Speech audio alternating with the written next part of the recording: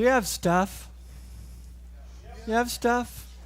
I mean, personal stuff. You got stuff in your home. You got stuff. Emotional stuff that you're carrying around. Maybe. Now, we've been going through weeks of looking at healing. Healing from resentments. You know, message. If you haven't heard it yet, please hear the message about pointing the finger, about healing from resentments. Now, some of you have experienced healing from resentments. Would you like those resentments back? Now, are the rest of you still hanging on to them? You hadn't released them. Some of you not sure. Would you like your resentments back? Resentments just weigh us down. They're painful. Why carry that stuff around? Anger. You know, a while ago, Johanna was giving the affirmation, and I misheard what she was saying. You know, she was saying something about the Christ presence, but I thought, you know, I heard her affirm something like, I am depressed, you know, or something. And I thought, well, did I hear that right? And then I heard everyone else say, I am the Christ presence. And I'm like, whew, I'm glad I heard that wrong. But do you show up in your life some days not showing up as the Christ presence, showing up as this circumstantial stuff that you haven't released, you haven't worked with, you haven't let go of yet? Well, the first key is to get centered in the presence, get centered in source. So, from Matthew chapter 11, verse 28, Jesus says, come to me, all of you who are tired, or in some translations, all who labor. This is Labor Day weekend. And so, all of you who are tired and labor and have heavy loads, and I will give you rest. So, the first key is to return to our source. Now, first of all, I want to give a shout out to all of our workers. I believe in and envision and affirm equal pay for equal work, regardless of sex, regardless of sexual orientation, regardless of race, equal pay for everyone, safe conditions in which to work with living wages. And let's affirm that, knowing that for our world, for our country. And we celebrate our workers, we celebrate those who labor. But we recognize that sometimes life can be difficult, right? Would you agree? Is life sometimes difficult? Buddha said that there are 4 noble truths of Buddhism. Do you know what the first one is? Life is suffering. That's the first of the 4 noble truths. Life is suffering. Now that's kind of a bummer to come to church and hear that. Now, but that isn't the end of the story. The reason the Buddha stated that is that the common experience of humanity is to experience suffering. Now, he would go on to say, and that suffering comes about because of our attachment to desires. But suffering is what we do with our minds regarding what is showing up in our lives. It's up to us to determine whether or not we are going to suffer. Pain may or may not happen in your life, but suffering is optional. Suffering is the story that we are telling ourselves about our circumstances.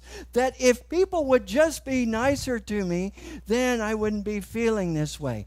If people would just understand that I need this, this, and this in my life, then everything would be so much better. That if people would just do what I want. So we learn to manipulate, we learn to put on charm. And some people are very charming. Hi. I would like such and such, and I'm sure you would love to give it to me. Or some people use intimidation, They give threats of what they're going to do if you don't do what they want. Or they might use anger, throwing tantrums. Maybe they learned that when they were 2 years old and it worked for them, and so they continue to use it until someone decides they're not willing to engage in it. But manipulation is a lot of what people are concerned with in this human experience.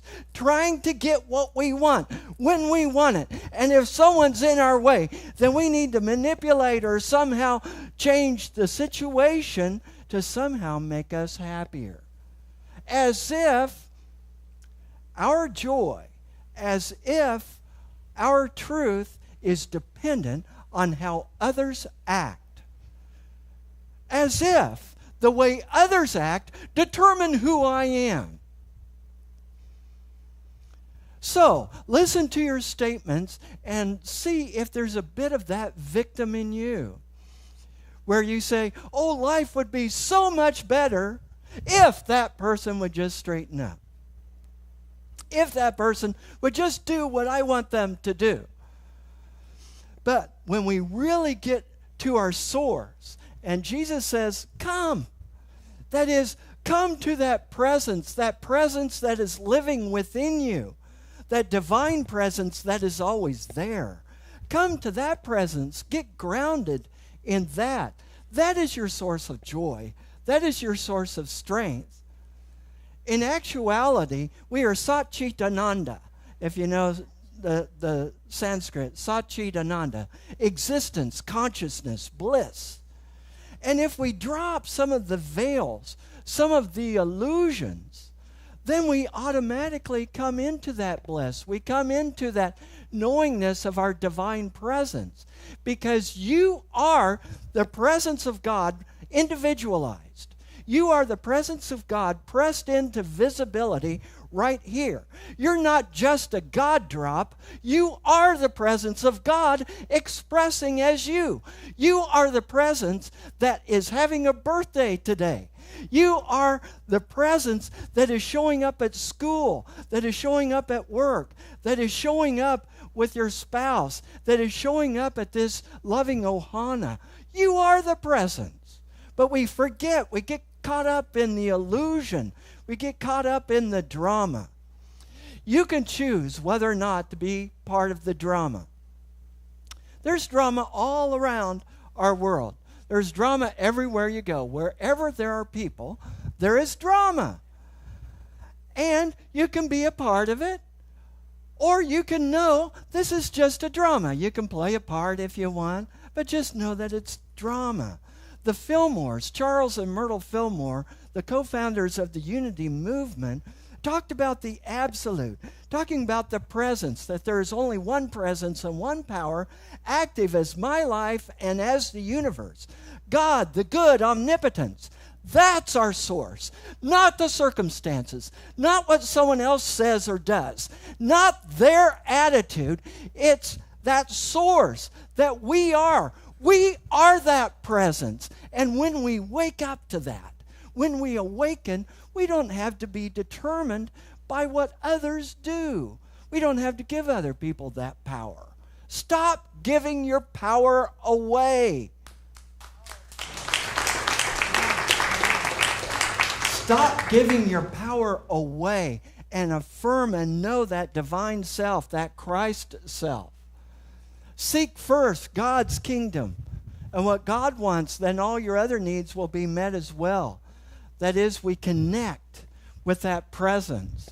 It doesn't have to be that hard. We make life so difficult sometimes with all of our stuff that we're carrying around. But life doesn't have to be that hard. You know, have you ever heard when I was listening to the birthday song, have you ever heard the birthday song, Happy Birthday, oh happy birthday? You know, I mean, sometimes people go around in their lives like this is a sad, tragic drama or something. But we are the presence of God in action. Now, I know that there are difficult circumstances that occur in people's lives, but that never diminishes the true self. That doesn't diminish the God self. the real you is never diminished, never divided, never diluted, never in any way diminished. You are the presence of God. Repeat after me. I am. I am. The presence of God. The presence of God. In action. In action. Okay, now look at someone next to you. Look at them. Okay? And repeat after me. Oh my God! Oh my God! I can't believe I get to sit next to you! You are the presence of God! I am so fortunate! All right, give each other a high five or a high. Right, when you're looking at each other, you say, oh my God. Because that's who you're seeing. You're seeing the divine, right? So, we get grounded in source. We get grounded in reality. And then we don't take ourselves so seriously. I was telling in the earlier service, we have a bylaws committee, and we're going line by line through all of our bylaws, looking for inconsistencies. And so, I'm sitting there looking for inconsistencies in our bylaws. And, there's several places where it says senior minister. And I have to admit, I just go, senior minister. And then I noticed there's a few places where it's not capitalized. Usually it's capitalized, but in some areas it wasn't. And I want consistency throughout the bylaws. And so I say, well, wait a minute, right there it's not capitalized. And the chair of the bylaws committee said, well, does someone have a God complex?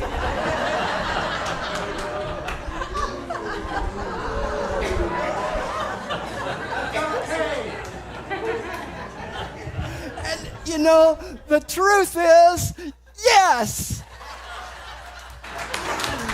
Because we are the presence of God, right? So, just be that presence. Be that. But don't take yourself too seriously. Learn to laugh at yourself. And that's, some people say, I always see you smiling. You always look happy. That's because there's so much about my life that I find funny. There's so much about me that I find funny. There's always plenty of material there. So don't take yourself too seriously, all right? So be grounded in your source. Don't take yourself so serious. And third of all, have healthy relationships. Now, someone might ask, what's a healthy relationship? And there are those who wonder, what is a healthy relationship? Do those actually exist? But a healthy relationship is where we recognize the divine as us and the divine as the other person, regardless of how they show up. And so there are occasions where people show up in my life, and it's like, oh my. And I take a deep breath. And I affirm to myself, God, you are showing up in a very unusual way today.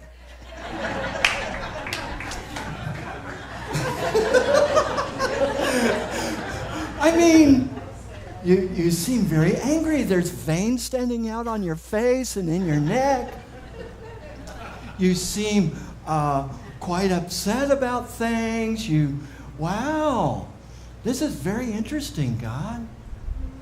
But when I do that, when I exercise in that way, then I really can recognize that person as the divine. That this is all part of the Lila. And that's another Sanskrit word. Throwing Sanskrit at you this morning. Lila is the divine play. The divine play. So we're here, we're in a drama. Sometimes we take on different parts. Okay, you play the victim, I'll play the persecutor.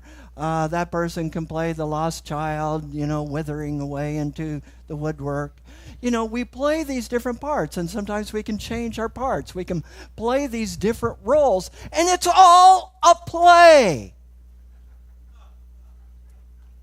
It's an act that we take on.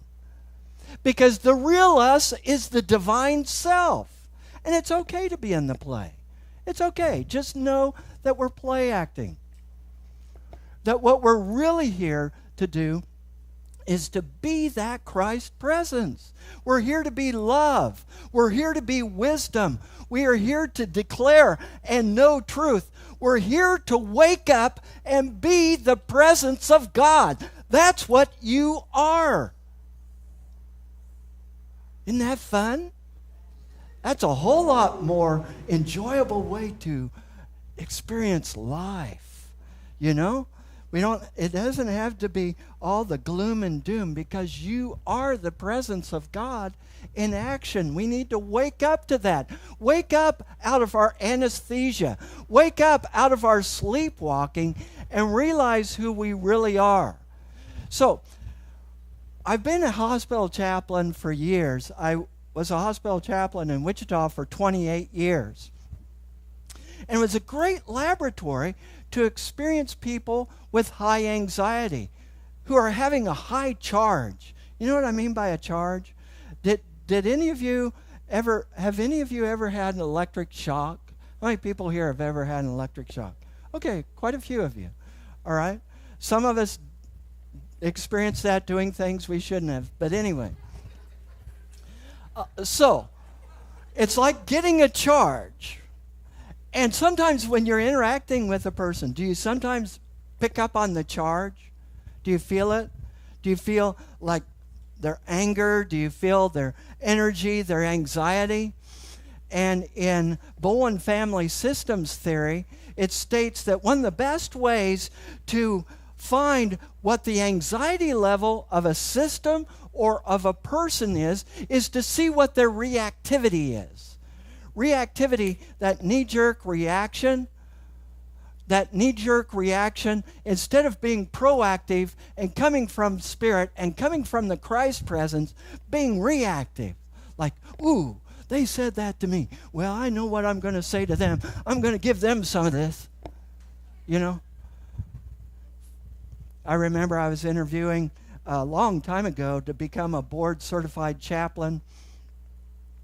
And I'll clean this up just a little. There are children here, but and we're on TV. So I was in this interview to be certified, and this one particular person that was interviewing me likes to be hard-nosed. There's the word. I was going to say something else. Hard-nosed. And he was really giving it to me. He was trying to increase my anxiety. He was trying to see how reactive I would be. He was pushing me and pushing me and pushing me. And I'll just use the initials here, and I apologize. Hope this doesn't offend anybody. But he didn't use the initials. He said, "I bet you think I'm the designated SOB of the group." And I said, "I don't know if anyone designated you."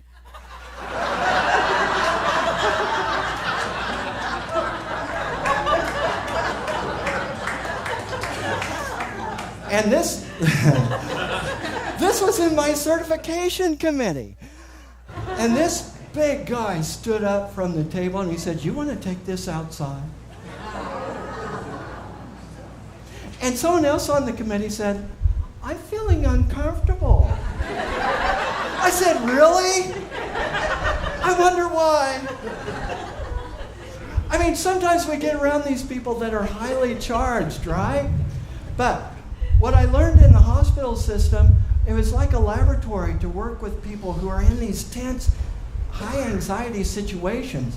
And I learned this principle of being the lightning rod. A lightning rod comes in the full contact with the charge. You know, it doesn't run from the charge. It comes in the full contact with it. But a lightning rod is grounded. There is a wire that goes all the way into the ground, and so it receives the charge and it passes through. So it doesn't stick. So I can be in full contact with people and listen to them and really be present with them, because no matter how they're showing up, I know it's God speaking to me, and I'm grounded, and it can go down, and once in a while I choose to react, you know. But normally I can just breathe and go into that source, go into that presence. They do not control me.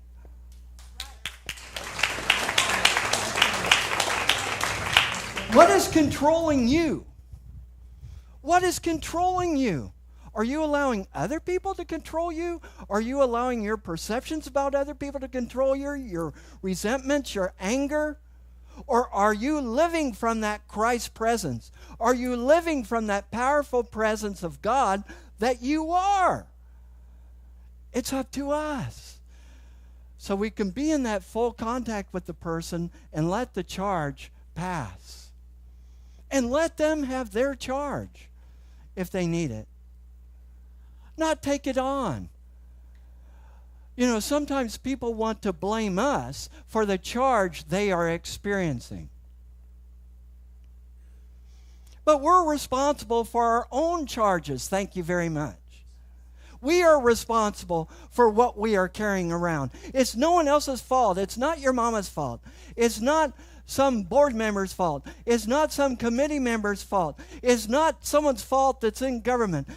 Your charges are your own, and they are yours to deal with. And thanks. Some people are clapping, some people are looking stunned. Like, oh my gosh, is he talking to me? Yes! All of us, because all of us experience this. This is part of human living. All of us experience this. This is not about one or two people. All of us experience this. We don't have to carry around this heavy weight all the time. We can live in freedom. We can live in liberation. We are here to be free. We are here to be the presence of God in action. Again, repeat after me. I am the presence of God in action. Therefore, nothing holds me back. I show up as the God presence. I'm not controlled by my circumstances. Because I am the God self. Look out. Deal with it. Give each other a high five or something. This is the truth of what we are. And this is what we're here to show up as. Life is to be joyous, blissful, powerful, filled with the presence of God, because that's what you are. And let's do this together. Thank you. Thanks.